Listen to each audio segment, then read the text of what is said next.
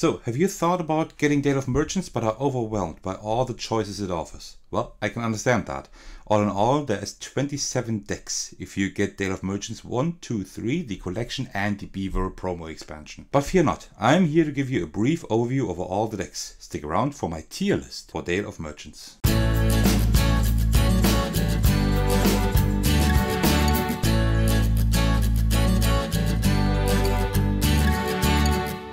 Hey everyone, this is Sir and I'm back with yet another Dale of Merchants video. Let's see how many videos I can record for this game before I run out of ideas.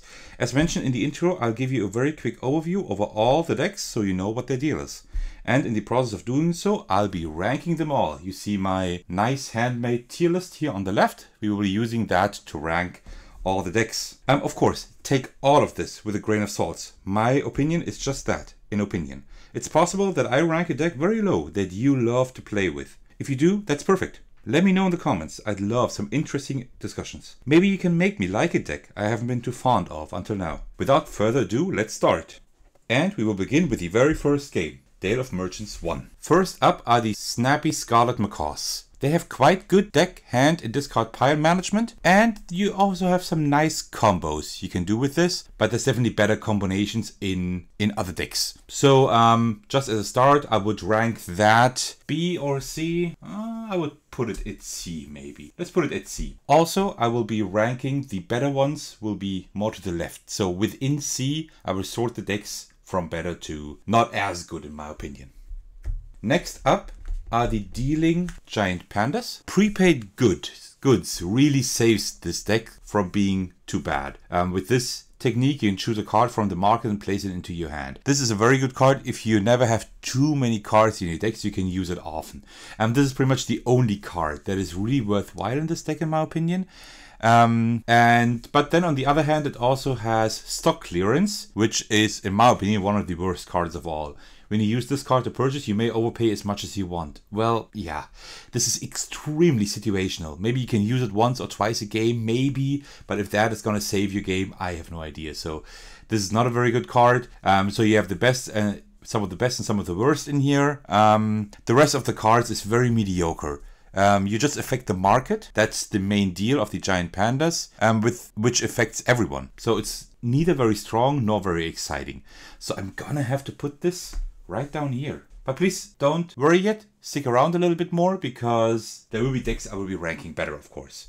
Then we have the Thieving Northern Raccoons. I think they really are a crowd favorite. These help you get rid of cards easily, and this is great for junk cards. Some cards are just a nuisance for other players and quite random, so not really reliably helpful at least, but it's a very fun and quite strong deck to play. So for example, you can swap your discard pile in your deck. It's quite situational, but it can make for some really funny plays. It depends on how you cycle your cards, for example. So this is really not bad. Rotten Food is a very good card. Place a card from your hand on top of another player's deck, so you can just play junk cards on top of the other player's deck, and that player then needs to draw that card. So this is a very fun deck to play. Not the best, but it's one of the better ones for sure.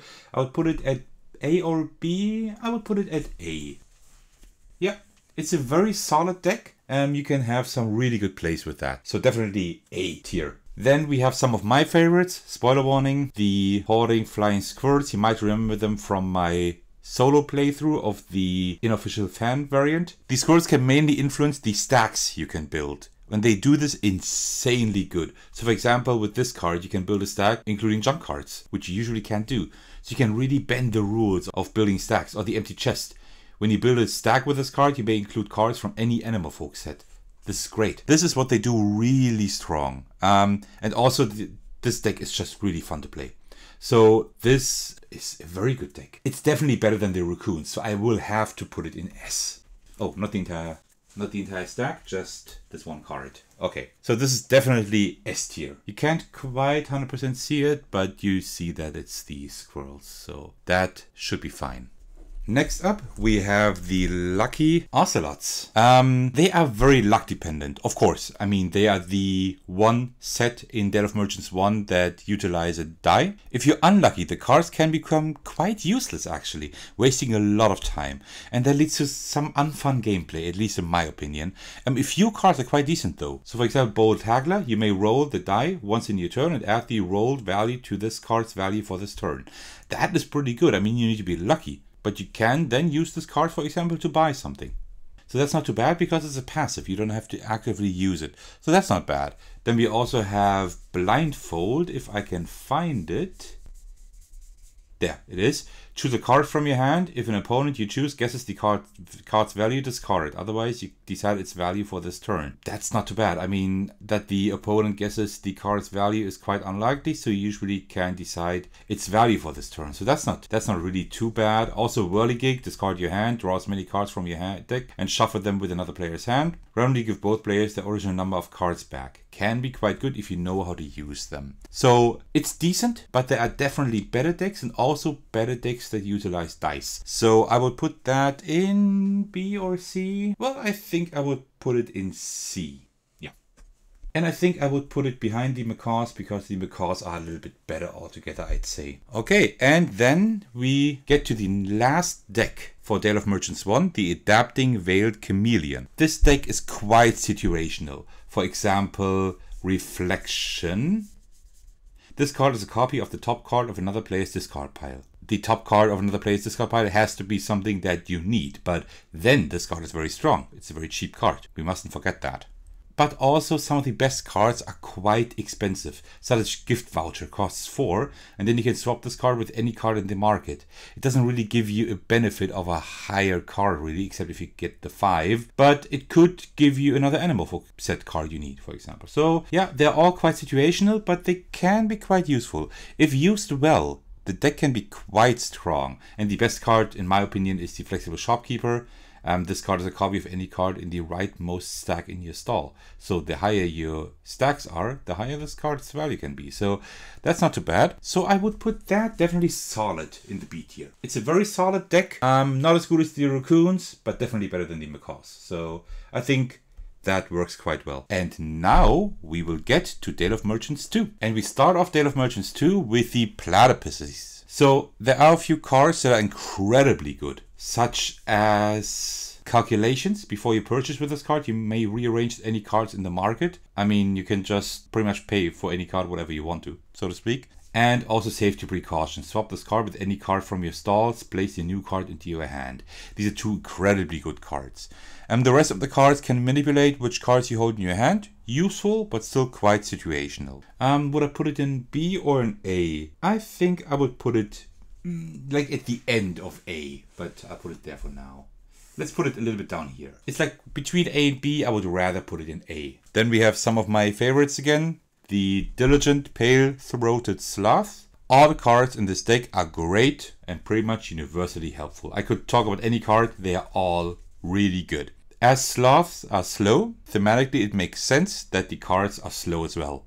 You never get the rewards immediately and opponents can use that to their advantage because the opponents know exactly when the effect come into play at the beginning of your next turn. And the opponents can use that. So this hinders it from being straight S tier, but it's a really good deck and I would definitely put it in A tier. And I would put it even before the Raccoons. Like this. Then we have the Intimidating Dwarf Crocodiles. I think that's another fan favorite. This is a real evil deck that greatly disrupts your opponent. So that, if you like that, that deck is perfect for you. It's very fun to use if you're into that kind of playstyle. But then again, this deck has little value for yourself. You pretty much just hinder the opponent, but you don't really get too much out of that. So it depends on your playstyle. I would put it in B or in C, depending on your playstyle, because for that disruptive playstyle, it's a great deck. But I don't like that playstyle at all, so I would put it in C. And behind the Ocelots for sure, because the Ocelots are definitely better. Then we have the friendly Fennec foxes. Don't let the name fool you. They are not as friendly as they seem to be. This deck has some pretty helpful cards, but most of the effects apply to all players. So this needs to be played very well so you get the best outcome, because everybody benefits from it. For example, all players place the top 2 cards from the discard pile on top of their decks one by one. That's great for you, but all players do that. So either the other players should not have any cards in their discard pile, or just junk cards or anything like that. So you need to use it well. Still, it's not a very exciting deck in my opinion, but if played well and with good timing, it has the potential to be quite powerful. I would put it in B or in C, but just because it is very situational and your opponents have positive outcomes too, I would rather put it in C. But I would put it before the Crocodiles still. Yeah, definitely. Then we have the Reckless Marbled Polecats. They are really funny. They are like the Ocelots, so they are the random Animal Folk deck set of Dale of Merchants 2 that utilize a die. They are very luck dependent, which I don't like too much, but there are some really useful cards. So let me find one. For example, Swank. Throw away a card from your hand. If it was an Animal Folk card, draw 1 card from the market deck and place it into your hand. This is really good. I mean, you lose an Animal Folk card, but you can really cycle through your deck and get a lot of good cards with that. Also, Rare Artifact. Show a card from your hand, roll the die, and multiply the card's value with the rolled value for this turn. This is really not bad.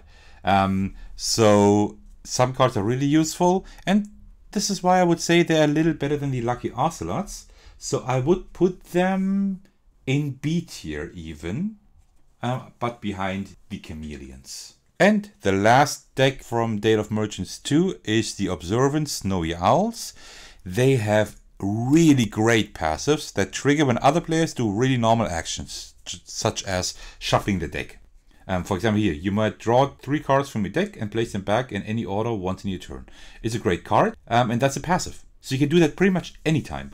Or after another player builds a stack, you may search your discard pile for a card and place it on top of your deck. This is really great. But there are no active techniques at all, and you can't really control when a passive is triggered. And not only that, another downside is that you need to keep these cards in your hands, otherwise the passives don't trigger and you don't know when that happens. So it means these cards are pretty much useless for using them for any other purpose, except if you can cycle through the cards very well and time it really well, which is no easy feat. So this is why it's not S tier, otherwise it would be S tier for these passives. But I would have to put it in A tier, and I would put them before the Platypus and behind the Raccoons. I think the Raccoons are still a little bit better. Now we get to Dale of Merchants 3, and we start that iteration of the game with the Archiving Desert Monitors. These have really strong cards for controlling your cards, especially discarding and even throwing away cards. Some of the abilities are even passive, which is great since you still get to do an action on top of the positive effect of the card that triggers automatically. There are no direct negatives about this deck. This is a really good Animal Folk set, but it's also not one of the strongest decks. So I would put it in A or maybe B. Let me put it in B, but at the very top before the Chameleons. Like that. Yeah, I think that's pretty good. We continue with the Discontent White-Headed Lemurs. These strongly control your deck. You can really control your deck with it strongly. You can throw away cards easily and keep your deck really lean. You can also get free cards from the market, which is always a good thing. It's a very flexible deck and especially effective if you know how to use it well. So this is a deck with pretty much no downsides. It's very strong to use. So it's not as good as, for example, the Squirrels. So it's not S tier. But I would definitely put it in A tier right behind the Raccoons. Like that. Next up are the Scheming Green Magpies. This deck can get you a lot of cards, but you often need to guess cards numbers or values correctly, which is a really strange mechanic. You can pay attention to what other players have on their hands, but still, it's nearly impossible to reliably guess correctly. So I think it could be a fun deck, but it's hard to use and quite ineffective. And I really don't like this deck, so I can't even put it in C. I think I would have to put it in D and even behind the Pandas. Yeah, it's definitely right down there for me. If you like the deck, let me know why. Maybe I can like it a little bit more than that. Then we have the Sharing Short-beaked Echidnas. They have a really nice balance between high player interaction and low confrontation. So the Crocodiles, for example, are a really evil deck. And this is not a really, it's not a confrontational deck, it's just a highly interactive deck. That's pretty cool. You can rob other players of their cards, but often these players then get this card you used and can use the same effect against you later, which is pretty funny. So it's a fun and effective deck, but it's a double-edged sword. But still, I would put it in B tier, but only if you know what you're doing. So I'll put it right between Chameleons and Polecats. But only if you know what you're doing. Otherwise, this would probably go down to C. Then we have the Superstitious Snowshoe Hares. Again, these are very luck dependent because that's the die animal folk set from Dale of Merchants 3. But if used well, it is always helpful, and contrary to the other two luck dependent decks I mentioned so far. The cards not used with the dice are also great, especially those with paths. For example, you may shuffle the top card from your discard pile into your deck once in your turn. Every turn, as long as you have that card in your hand. That's pretty strong. That kind of reminds me of the Owls. Also, one card lets you just throw away cards, which is always a good thing. So this, I'm thinking between S and A, but I would put it in A. But at the very top of A. Even before the Sloth, definitely. Because the Snowshoe Hares are really good. Oh, and that's, let me fix that, like this. And this is the last Animal Folk set for Dale of Merchants 3. This is the prepared Grizzled Tree-kangaroos. They have a new mechanic, storing, as you can see here. This lets you reserve cards, protecting them from thieving, for example. Or letting just have one more card than usual, because you can store that and still have your regular hand size. Also, you can get additional cards from your deck or your discard pile with this Animal Folk set. It's not easy to use and also not really exciting in my opinion. And less effective than a lot of other decks. It's not bad, but also not really great. So I will put that in C, behind the Foxes, but still before the Crocodiles. Alright, so now we are almost through. There's still 9 decks missing. The 8 decks from the collection, which we will get into now, and also then the promo expansion with the Eurasian Beavers. But you see so far that there are more cards good than not as good, and keep in mind that this is only my opinion. So you can challenge my opinion for sure. Why not? Alright, now let's get into the Dale of Merchants collection Animal Folk sets. We start this off with the Vigorous Emperor Penguins.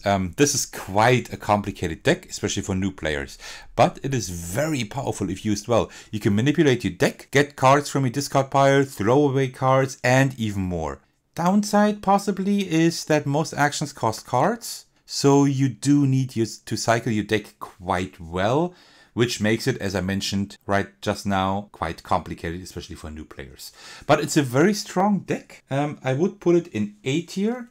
Not too high behind the Owls, because the Owls are better in my opinion, but still quite high up there. The next deck we take a look at is the wealthy Tuataras. I hope I pronounced that correctly.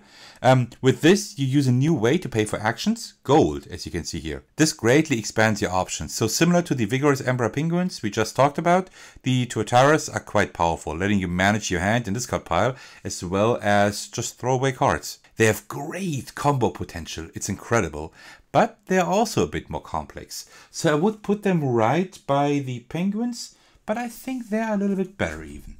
If you are able to handle the resource gold, well, I think they're a little bit better than the Penguins. Next up are the Wood Turtles, a deck I like just because I like turtles in general. These also make the game more exciting, introducing the mechanic Finish. So here, for example, you see it Finish 1. This lets you pay with cards to have specific extra actions. Unfortunately, you need to pay these resources, these cards, to get the cards back into your discard pile. This deck becomes expensive quickly. Then again, the deck offers some incredibly powerful hand management possibilities.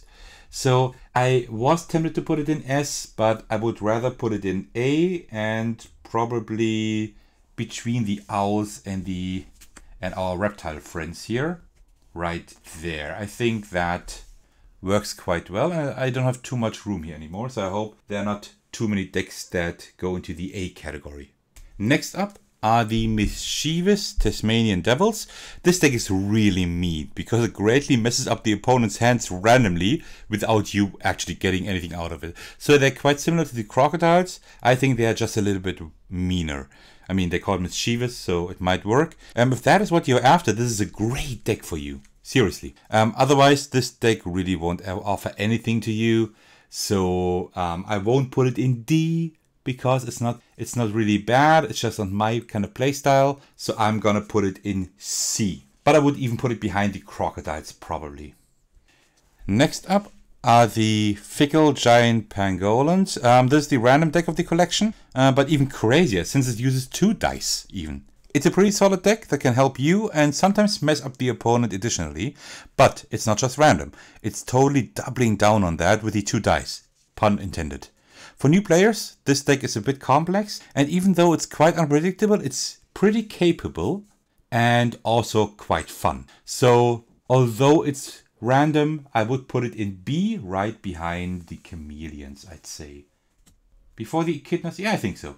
Then we have the Swindling Black-Headed Gulls. This deck is incredible. You have so many possibilities to give your junk cards to other players. This way you can really thin out your deck and make it much stronger. And if you don't gift the other players junk cards, you can just throw them away, permanently removing them from the game. It is a really strong deck in that regard. It is minimal luck and decent planning involved, so it's not as easy to play as other decks, but I would put it in, I will have to put it in S, definitely. Still behind the Squirrels, I'd say, but it's a really strong deck, definitely S tier. Then we have the Lively Slender Mongooses. They provide you with very good hand management, but the deck introduces the day and night mechanic with the clock that is included in the collection. It is an interesting mechanic, but the deck is stronger during the day, which makes it a bit inconsistent. Also, it forces you to manage that mechanic of day and night very carefully, but still, it's a pretty good deck, but there are definitely better ones with less maintenance. So I would have to put it in B or C. Well, I think I will have to put it in C for now. I will put it between the Kangaroos and the Crocodiles, right here. And the last Animal Folk deck for the collection are the Stealthy Long-Winged Tomb Bats. These also use the day-night mechanic, and it's a very solid deck for managing the cards in your hand. But here it's different. It's good at day, but it's even better at night. Additionally, messes then greatly with other players. It also needs a fine balance to work with this deck, but it's definitely stronger than the Mongooses, I'd say. So I will put that even in B tier. I would put it between the Pangolins and the Echidnas, I think. Like that.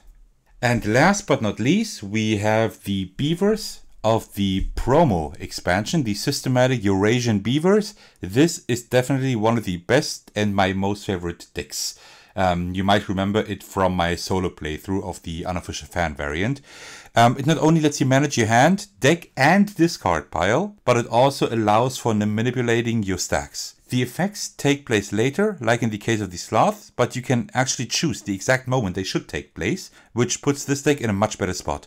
Also the card Snack, let me find it here, is one of the best in the game. See my playthrough for proof. Without this card, I probably would have lost. With this, you can, next time you build a stack, just take a card from the market and place it into your hand. This is incredibly strong. So this is definitely S tier, and I would put it before the Squirrels as probably the best deck in the game, in my opinion at least. And here we go. That concludes my Dale of Merchants tier list. So you see that mostly the most cards are better. So let's say S, A, and B are all very good cards, and this is the majority of the cards, definitely. As I said, take this all with a grain of salt. You might have a different opinion, and also, of course, this is just looking at the decks by themselves. If you combine them with other decks, this tier list could even change, but then we would need 100 tier lists. So this is just looking at the decks by themselves. If you're still watching, thank you very much for sticking to the very end. I highly appreciate each one of you.